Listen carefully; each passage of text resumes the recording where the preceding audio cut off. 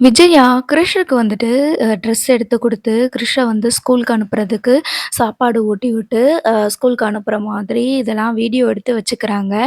அப்பதான் விஜயாவுக்கு சமூக சேவகி அப்படின்னு சொல்லிட்டு டாக்டர் பட்டம் குடுப்பாங்க அப்படின்னு சொல்லிட்டு, இந்த மாதிரி கிருஷ்க்கு நல்லபடியா பார்த்து, அவன ஸ்கூலுக்கு அனுப்புற மாதிரி வீடியோ எடுத்து வச்சுக்கிறாங்க.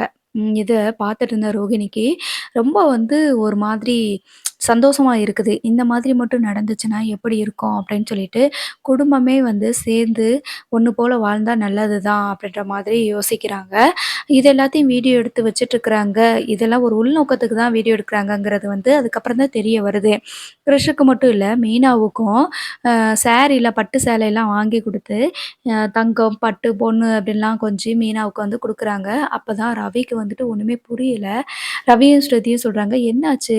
ஒருவேள ஆன்டிக்கு எதுவும் பேய் பிடிச்சுக்குமோ?" அப்படின்ற மாரி பேசுறாங்க. அதான் எனக்கு தெரியல. ஆனா இவங்க பண்றது எல்லாத்தையும் பார்வதி ஆன்டி எதுக்கு வீடியோ எடுத்து வச்சுக்கிறீங்க? அப்படின்னு சொல்லி கேட்கும்போது, "அப்பதானே டாக்டர் பட்டம் தருவாங்க." அப்படின்ற மாதிரி சொல்லிர்றாங்க. முத்து இருந்துட்டு, "டாக்டர் பட்டமா? எதுக்கு?" அப்படின்னு சொல்லி கேட்குறாங்க. "இல்ல, இல்ல. நமக்கு ஒரு ஞாபகமா இருக்கும்ல. எப்பனாலும் இத நம்ம பார்த்துக்கலாம்ல. ஒருவேள மறுபடியும் விஜயா மனசு மாறி பழைய மாதிரி ஆயிட்டா, இந்த மாரிலாம் நடக்க வாய்ப்பு இல்லைல்ல. அதனால தான் வீடியோ எடுத்து வச்சுக்கிறேன்." அப்படின்ற மாதிரி சொல்றாங்க. ஆனாலும் அம்மா இப்படியெல்லாம் பண்ற ஆளே கிடையாதே! இப்படி திருந்த மாட்டாங்களே! அப்படின்ற மாதிரி முத்து வந்து யோசிச்சுட்டே இருக்கிறாங்க. ஒரு பக்கம் மீனாவுக்கு நல்லா எல்லாமே வந்து சாப்பாடுலாம் குடுத்து, அவங்களுக்கு வந்து நல்ல மருமகள பார்த்துக்கிற மாதிரி வீடியோஸ்லாம் எடுத்து வச்சுக்கிட்டு, இந்த பக்கம் கிருஷ்யயும் அத மாரி நல்லா பார்த்துக்கிற மாரி வீடியோலாம் எடுத்து வச்சுக்கிறாங்க. அதுக்கப்புறமா தான் இவங்களுக்கு ஒண்ணுமே புரியல. என்ன திடீர்னு இப்படி அப்படின்னு சொல்லிட்டு. ரோஹிணிக்கு வந்து ஒரே கன்ஃப்யூஸா இருக்குது. என்ன மீனாவ வந்து இந்த அளவுக்கு இவங்க பார்த்துக்கிற மாட்டாங்களே! ஒருவேள நம்ம வந்துட்டு தப்பு மேல தப்பு பண்ணதுனால, இப்ப அ மீனாவ வந்து நல்லா பார்த்துக்கிறலாம். பல பிரச்சனையிலருந்து மீனா தானே காப்பாத்திட்டு இருந்தா. அதனால இனிமே மீனா வந்து நம்ம பத்திரமா பார்த்துக்கலாம். அவள வந்து நம்ம எதுவும் திட்டக்கூடாது அப்படின்னு ஆன்டி முடிவு எடுத்துட்டாங்களோ! அப்படின்னு சொல்லிட்டு ரோகிணி மனசுலயும் தோணிட்டுருக்கு. ஸோ இப்படி எல்லாருமே வந்து ஒரு விதமா தான் யோசிச்சுட்டு இருக்கிறாங்க. ஏன்னா, இன்னைக்கு வந்துட்டு வீட்ல விஜயா நடந்துக்கிற விதம் அப்படி இருக்குது. இது ஒரு பக்கம் நடந்துட்டுருக்க, கிருஷுக்கு வந்துட்டு அவங்க பாட்டிய பார்க்கணும்னு சொல்லிட்டு வீட்டுக்கு கூட்டிட்டு போறாங்க. சாரி ஹாஸ்பிட்டலுக்கு கூட்டிட்டு போறாங்க. அங்க போயிட்டு ரோஹிணி வந்து நடந்த விஷயங்கள் எல்லாமே சொல்லிட்டுருக்காங்க.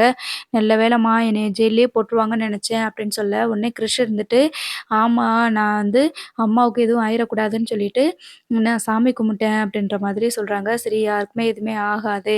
நல்லபடியா நல்ல விதமா தான் இருப்பீங்க" அப்படின்னு சொல்லவும், அதுக்கப்புறம் கிருஷ் வந்துட்டு சொல்றான், பாட்டி இன்னைக்கு உங்களுக்கு ஒரு விஷயம் தெரியுமா?" அப்படின்னு சொல்லி கேட்குறான். "என்ன விஷயம்? சொல்லு கிரிஷ் என்னாச்சு?" அப்படின்னு சொல்லி கேட்கும்போது, "இன்னைக்கு அந்த வீட்ல ஒரு பாட்டி இருக்காங்கல்ல, அவங்க தான் எனக்கு யூனிஃபார்ம்லாம் போட்டு விட்டாங்க, சாப்பாடெல்லாம் ஊட்டி விட்டாங்க, ஸ்கூலுக்கு அவங்க தான் கிளம்ப வச்சாங்க" அப்படின்னு சொல்றாங்க. உடனே ரோகிணி இருந்துட்டு, "ஆமாம்மா எனக்கு ஒண்ணுமே புரியலம்மா, அவங்க எதுக்காக இப்படி பண்ணாங்கன்னு. கிருஷ்ணயும் நல்லா பார்த்துக்கிட்டாங்க, அதே மாரி மீனாவையும் நல்லா பார்த்துக்கிட்டாங்கம்மா.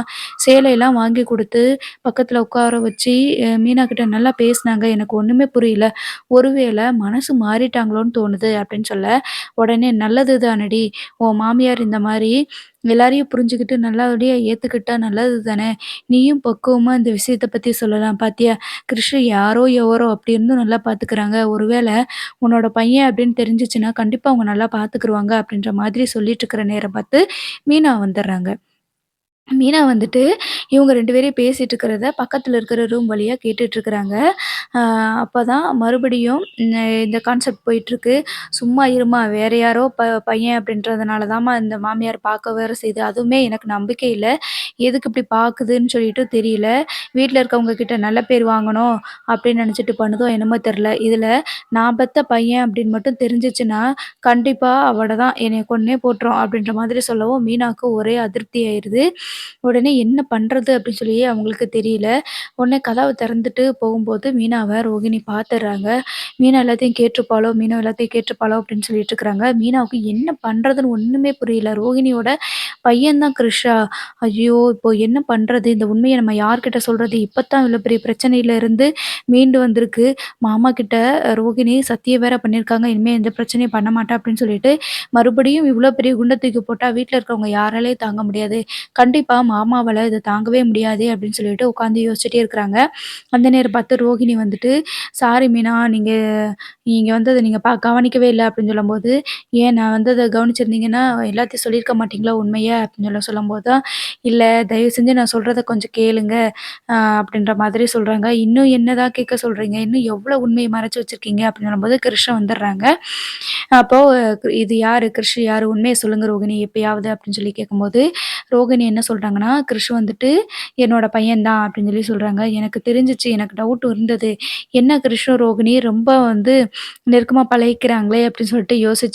அது மட்டும் இல்லாம, கிருஷுக்கு உங்க மேல தனிப்பட்ட விதமா ஒரு பாசம் இருந்துகிட்டே தான் இருந்துச்சு. ஒரு ஏக்கம் இருந்துகிட்டே இருந்துச்சு. உங்ககிட்ட எப்ப பேசணும், யாருமே இல்லாத நேரம் பேசுறது இதெல்லாமா தான் இருந்தது. நான் கவனிச்சுக்கிட்டே தான் இருந்தேன்.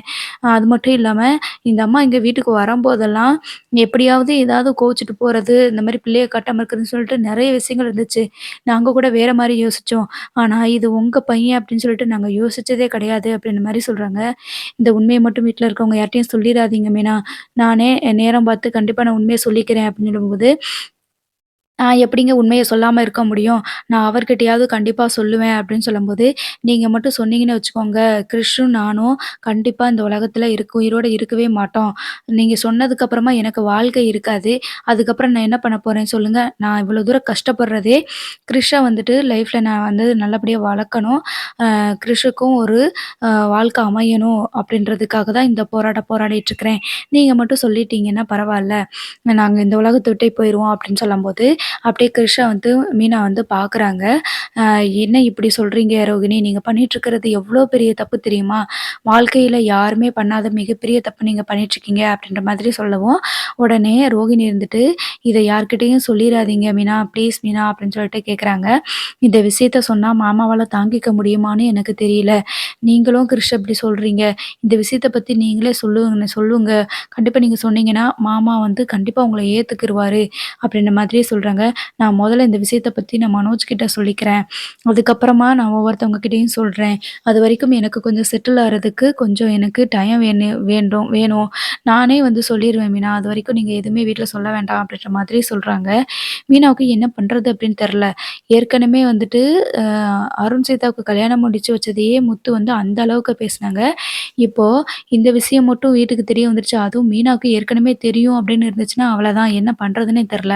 இப்ப என்ன பண்றாங்கன்னா, சரி இப்ப என்னதான் பண்றது அப்படின்னு சொல்லவும், கிறிஷ் இருந்துட்டு, "வேணாம் ஆன்டி, மீனா ஆன்டி சொல்லிறாதீங்க.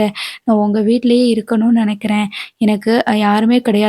நான் தனியாவே இருப்பேன்." அப்படின்னு சொல்லிட்டு நெறைய சென்டிமெண்டலா சொல்லும்போது, மீனா வந்து ஒண்ணு டிசைட் பண்றாங்க. சரி நம்ம வந்துட்டு இப்போதைக்கு சொல்ல வேண்டாம். ஏற்கனவே இப்ப தான் மாமா கொஞ்சம் பல பிரச்சனையிலேருந்து பல மன அழுத்தத்துலேருந்து வெளில வந்திருக்காங்க. மறுபடியும் இவ்வளோ பெரிய குண்ட தூக்கி போட வேண்டாம் அப்படின்னு சொல்லிட்டு இருக்கிறாங்க. இப்ப என்ன பண்றாங்கன்னா, கிறிஷ வந்துட்டு கூடவே வச்சுக்கிற மாதிரி, அதாவது அதே வீட்ல வச்சுக்கிற மாதிரி சொல்றாங்க. ஏன்னா ரோகிணிக்கு வந்து ரோகிணி தான் அம்மான்ற விஷயம் தெரிஞ்சிருச்சுல்ல.